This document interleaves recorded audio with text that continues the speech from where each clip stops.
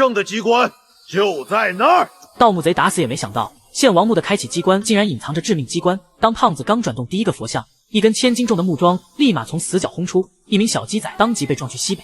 当第二个佛像被转动时，密密麻麻的毒箭从天而降，好在雪莉杨及时扑倒胖子，凭借金刚伞的庇护，两人这才侥幸躲开致命毒箭。可其他小鸡仔就没那么幸运，只是眨眼功夫便被射成了刺猬。斯科特认为是胖子在故意搞鬼。不要给我玩花样！我跟你耍什么花样啊？那一共5个佛头，不管选哪个都是有20%的概率啊！宁行你选。男人无奈，只好任由他转动第3颗佛像。可周围的盗墓贼早已被吓得不停祈祷，但胖子的手气并没好转。你看，这回没事吧？然而胖子话音刚落，又有几名士兵被流星锤砸倒在了地上。就在胖子要转动第4颗佛像时，你确定吗？斯科特再也无法相信胖子，当即打算亲自转动，可他却忘了重新做出选择。伴随地面机关的启动，他也不出意外的被吊在了半空中。一共就5次机会，你能做错4次，你真行。胖子虽然有点尴尬，但他还是硬着头皮转动了第5颗佛像，终于在100%概率下打开了墓室的大门。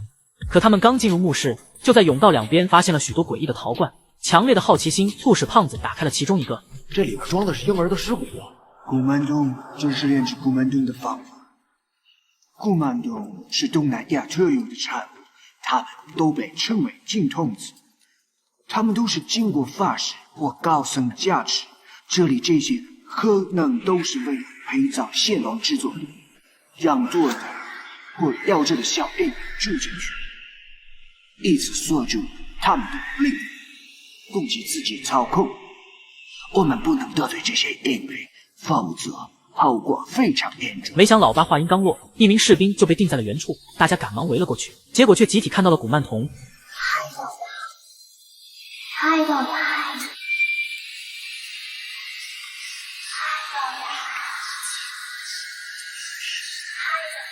古曼童的声音似乎有某种魔力，在他的蛊惑下，众人的心智逐渐开始迷失，纷纷拿起刀枪就要自我了断。幸好胡八一及时赶了过来，不要看墙上的壁画，会引起幻觉。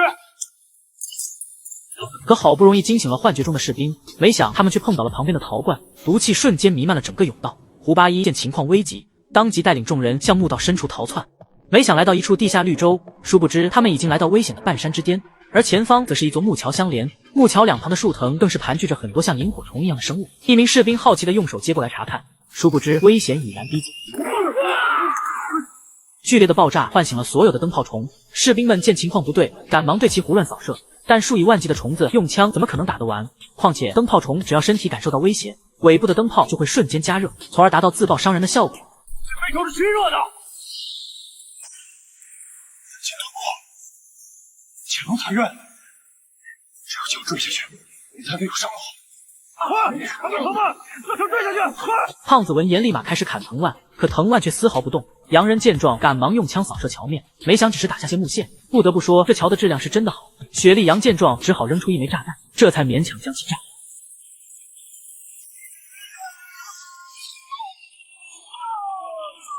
一行人抓着吊桥吊在半空，就像神像流出的眼泪。等众人来到底部，才发现这尊大佛正是湿婆神像。印度佛经中，湿婆与毗湿奴对坐，如果没有猜错的话，对面的毗湿奴雕像应该就是真正的出口。为了找到具体的出口，胡八一掏出随身携带的罗盘，并施展了祖传的寻龙诀。凡殉葬之旅，必以5行圣兽镇守。龙为青，一指白雪，少了肝脏位置的肋骨；西为鎏金，一指猛虎，少了肺脏位置的胸骨；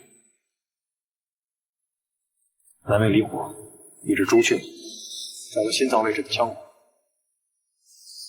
北为泽水，一指巨象，少了肾脏位置的盘骨。这里还缺一副龙骨，